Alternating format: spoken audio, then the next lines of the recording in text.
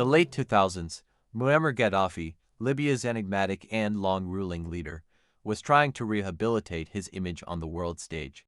For decades, he'd been a pariah known for defying the West. But by 2009, Gaddafi had made strides toward reintegration.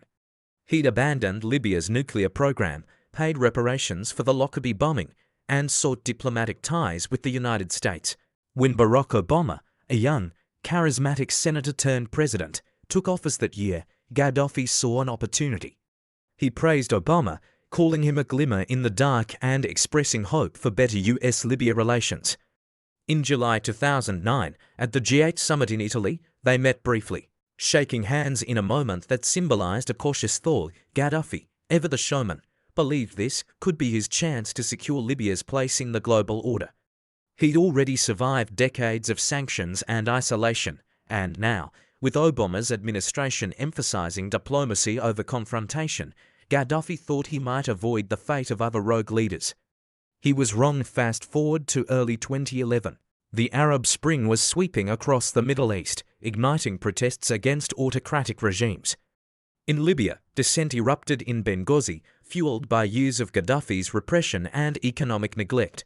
The protests turned into an armed rebellion, and Gaddafi responded with brutal force, vowing to crush the rats opposing him. His rhetoric promising to hunt rebels house by house alarmed the international community. Reports of civilian deaths mounted, and the spectre of a massacre in Benghazi loomed. Obama, who had campaigned on ending wars and promoting human rights, faced a dilemma. His advisors were divided. Some, like Defense Secretary Robert Gates, warned against US intervention in another Muslim-majority country, citing the quagmires of Iraq and Afghanistan. Others, like UN Ambassador Susan Rice and National Security Council aide Samantha Power, pushed for action to prevent a humanitarian catastrophe. They framed it as a test of the responsibility to protect doctrine, which justified intervention to stop atrocities. France and Britain, led by Nicolas Sarkozy and David Cameron, were eager to act, partly to secure their own regional interests. Gaddafi, sensing the shifting winds, tried to leverage his past cooperation. He reminded the West of his concessions on terrorism and nuclear weapons, expecting reciprocity. He believed his diplomatic overtures, including that handshake with Obama, might shield him. But the mood in Washington had changed. Obama, under pressure to act decisively, joined allies in supporting a UN resolution.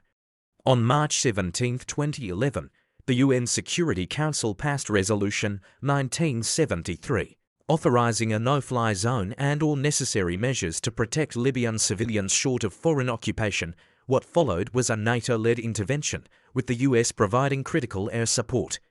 Operation Odyssey Dawn began with airstrikes on Gaddafi's forces, halting their advance on Benghazi. Gaddafi saw this as a betrayal not just by the West, but by Obama personally. Hadn't he opened Libya's oil fields to Western companies? Hadn't he aligned with the US against terrorism? In his mind, the handshake in 2009 was a pact, a promise of mutual respect. Now, American bombs were raining on his military, empowering the rebels he despised. The intervention, initially sold as a limited operation to protect civilians, quickly escalated. NATO's airstrikes didn't just stop Gaddafi's forces. They tilted the battlefield in favor of the rebels. Obama, wary of overreach, insisted the US would take a back seat, letting France and Britain lead. But the mission crept beyond its mandate.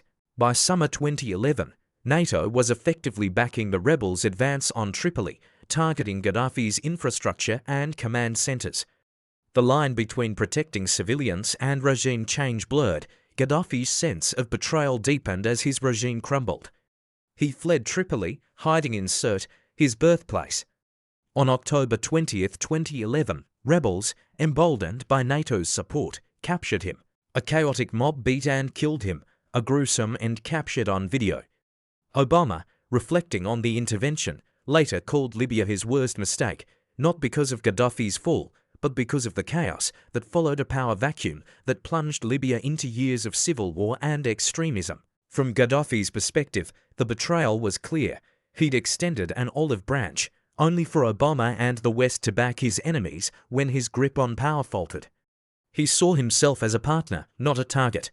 Yet, From Obama's vantage point, the decision wasn't personal. It was driven by a mix of humanitarian ideals, allied pressure, and the momentum of the Arab Spring. The US never promised Gaddafi immunity, and his brutal response to the uprising made intervention politically inevitable. The story of Obama and Gaddafi isn't one of personal deceit, but of clashing realities. Gaddafi believed diplomacy could secure his survival. Obama saw a dictator losing control, threatening civilians, and destabilizing a volatile region. The handshake in 2009 meant different things to each man. One saw it as a lifeline, the other as a formality. In the end, Gaddafi's fate was sealed not by a single betrayal, but by the tides of history and the limits of his own rule.